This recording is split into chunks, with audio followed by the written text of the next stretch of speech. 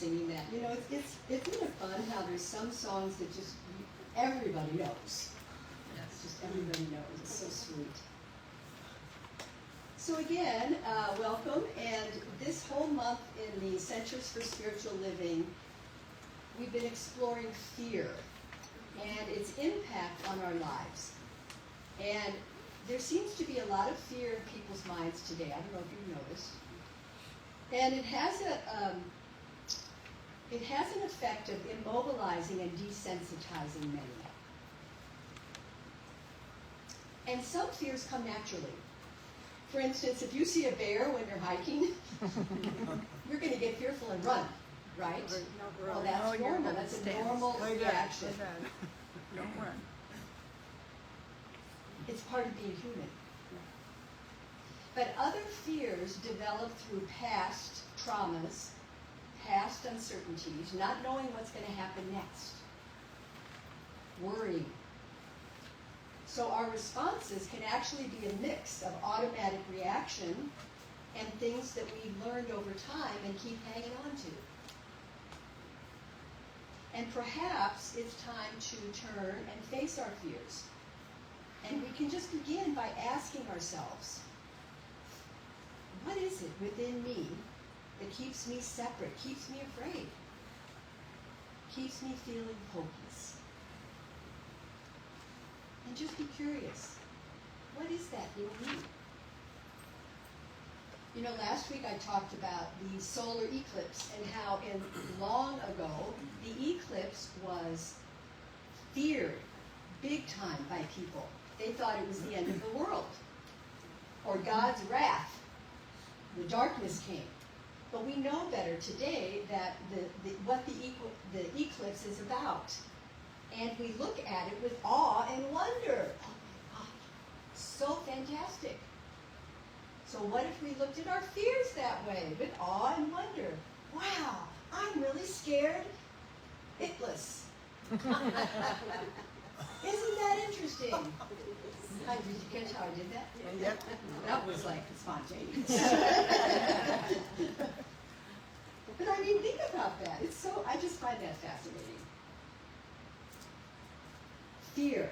We've often heard false evidence appearing real. Well, Dennis Merritt Jones wrote a book, which we did a book study on, and he said, fear, face everything and rethink.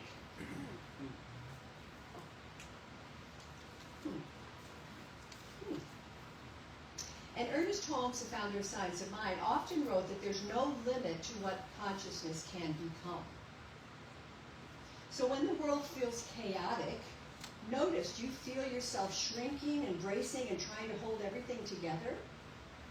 Because one of our most common reactions to uncertainty is contraction, tension.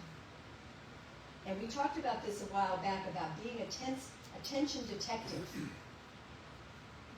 When we become consumed by fear, overwhelm, or the constant stream of unsettling events that are happening, which will always happen and always have, it makes it difficult to accept that deeper wisdom that's within us, to accept that resilience, that spiritual support that's always available to us. So today, I got inspired. I don't know why. But I got inspired by some old TV shows and movies. And the coincidences of those with our metaphysical teaching here. Star Trek. Where's my little Star Trek? Under your binder. Thank you. This was in the rummage sale. Oh. And it's yours as a DVD if you want it today. It's only $20. And the other is Star Wars.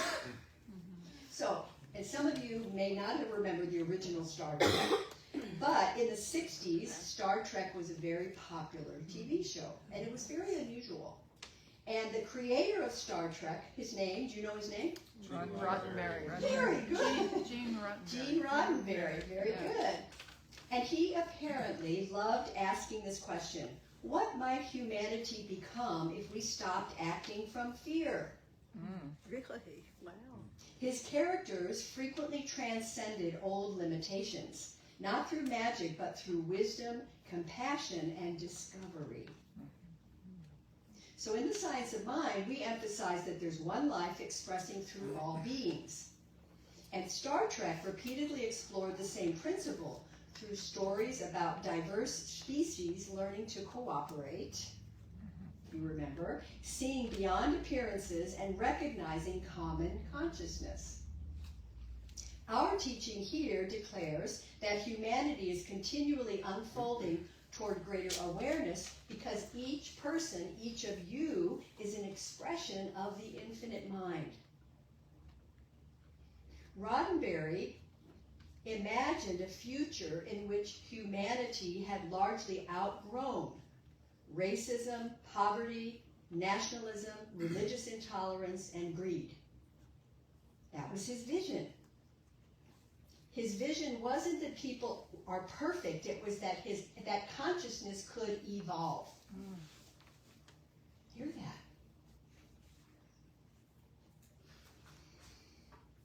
And the idea of that resonates so strongly with Dr. Holmes' belief that humanity, us, are evolving spiritually. And many people embraced Star Trek because of its hopeful vision, and that felt very familiar. Roddenberry once said, "We are capable of creating a world where no one is hungry and no one is afraid." Centers for Spiritual Living says, "A world that works for everyone." You see those parallels? I mean, I think it's just fascinating. Then there's the Star Wars movies. How does that theme song go? Star Wars? Da, da, da, da, da, Da-da-da-da-da. Thank you. The Force will always be with you, says Obi-Wan Kenobi. The Force will always be with you. And anytime a problem was brewing, there was a disturbance in the Force. The Force being a metaphor for the universe and the law by which it operates. And the disturbance came from the dark side of the Force, where the evil Darth Vader ruled through intimidation and fear. Does that sound familiar? The important message was that there are not two powers, there's only two ways to use the one power. That's good. I'm going to say that again. There are not two powers, there's only two ways to use the one power. And we know as metaphysicians that the law of the universe is impartial. It can be used to our advantage or our disadvantage according to our understanding of it and our relationship to it. One of the Star Wars characters, Qui-Gon Jinn, said, "Your focus determines your reality." So I pulled some quotes from Star Wars, thanks to AI. But hear that, your focus determines your reality. And you can't tell me in this philosophy that you haven't heard that before. Right. So the Master Jedi Knight of the light side, Obi-Wan Kenobi, knew that the only power Darth Vader really had was the ability to instill fear in others. Wow. So what's happening in our world today? And that power allowed him to use the force of their own being against them and to his advantage. Then there's Luke Skywalker, who faced his own fear, studied it, and finally understood that he was able to defeat the appearance of evil manifested as Darth Vader. Another quote, "You must unlearn what you have learned."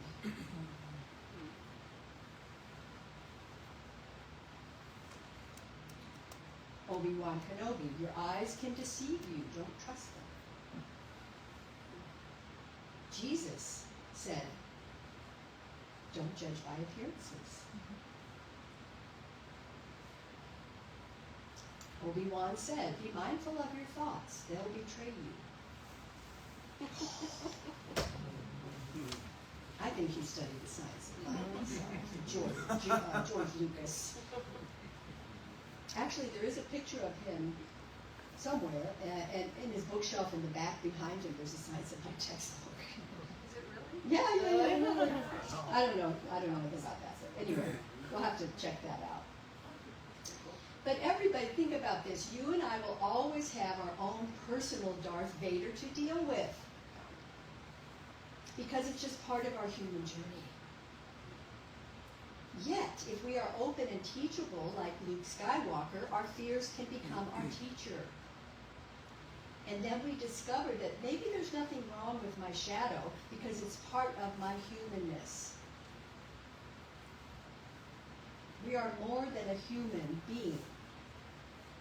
We are each more than a body. We're more than a shadow. We are the very nature of divine essence. We are each pure light at our core.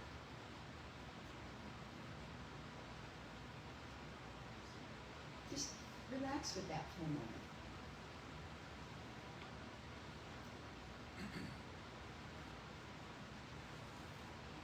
Say with me, I am the very nature of divine essence. I am the very nature of divine essence. And breathe that in like you're taking some medicine. I am the very nature of divine essence. I am pure light. Even if your mind argues with that, so the next time you feel a disturbance in the force and fear wraps itself around you, don't run, but embrace it, dance with it, sing with it, demand that the light be shed on it. Have faith. Step out of your shadow and into the light of the divine, of God, the Creator's presence, the love that is ever available.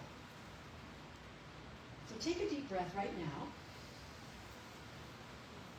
And just make a connection, however you do, with the greater unseen, with the God of your understanding, the Creator of all.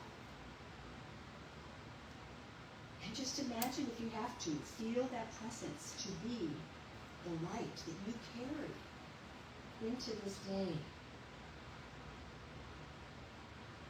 And recognize how the force really is always with you.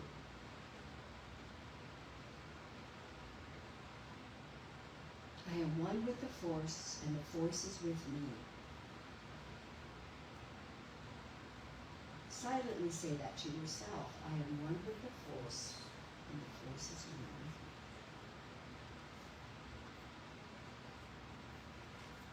with me. I'll come back. And we have to start somewhere, right? So I have a story for you about a tourist who was lost in a rural area, searching for a nearby town. This was in the old days, before GPS. Do you remember those days? Yes. The maps? Oh my gosh. And after driving around fruitlessly for some time, he finally spotted an old farmer in a field. And he pulled over and he said, "Thank goodness I have found you," the traveler said. "Can you direct me to Portsmouth? Just give me directions to Portsmouth." "Well," the farmer began, scratching his head, "you follow the road that you're on till you come to a fork, and then you make a right turn." And after a thoughtful pause, he said, "No, actually that won't work. Let me see again. Turn back the way you came until you cross a small bridge. Then you go left until you come to the old barn." Oh, he paused again, brow furrowed, and shook his head. "No, that won't work either." Finally, he shrugged his shoulders and said, "You know, you really can't get there from here."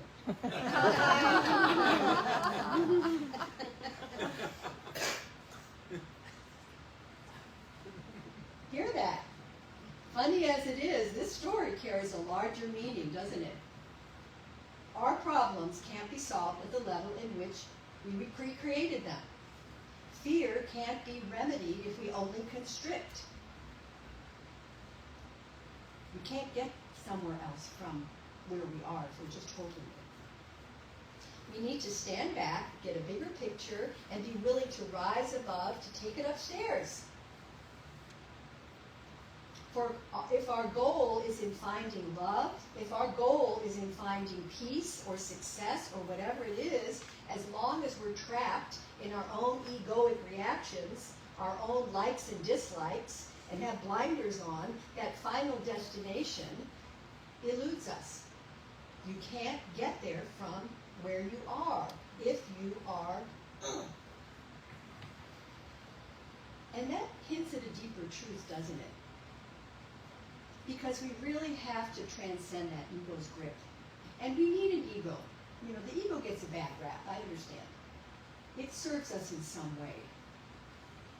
But we can't achieve union with that divine essence if we don't allow it, if we don't rise above that, only that identity. So how do we do that? Well, maybe we commit to longer, deeper meditations every day to tap in. Maybe we commit to daily prayer, whatever way we pray. Maybe we commit to being in gratitude for everything. Maybe we commit to being more forgiving. Maybe we bless and accept all. Fear. Face everything and rethink.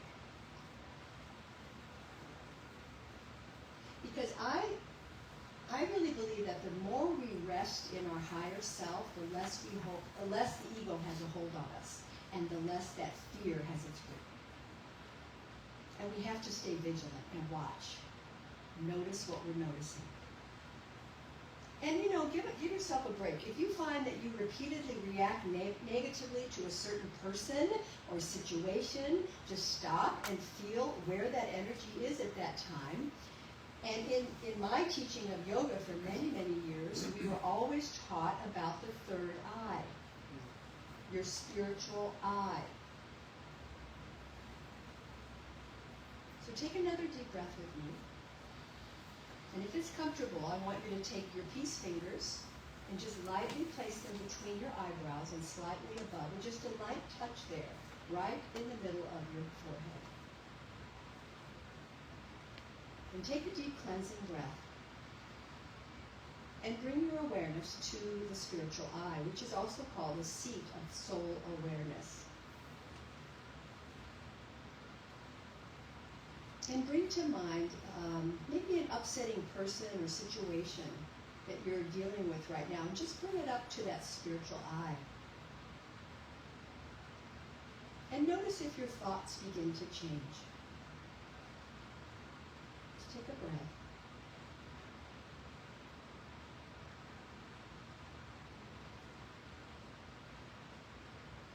You may find that you can accept and understand that situation or person better. Or you might see why you were resisting that situation or being fearful in the first place. Then keep your eyes closed and just remove your fingertips. And keep your gaze, inward gaze, upward into that third eye. And imagine a beautiful light, golden or white light, opening you to deep inner wisdom, clear thinking, peace of mind.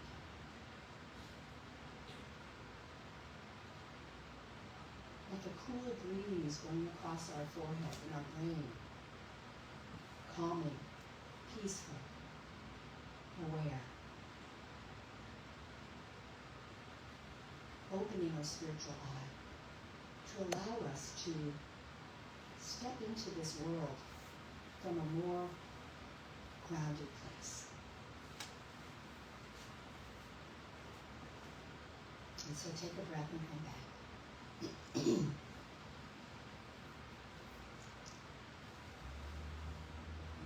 You know, those are two places that I work with a lot. The heart center,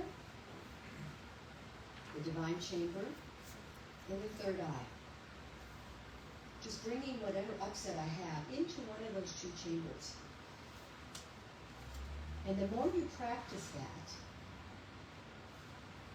the more you'll find that you you, not your subconscious reactions, are in control of your life. That you come from a higher place of understanding. And as we align with the divine, we are headed in the right direction. Our GPS is going to guide us to the town of Portsmouth. May the force be with you. Namaste.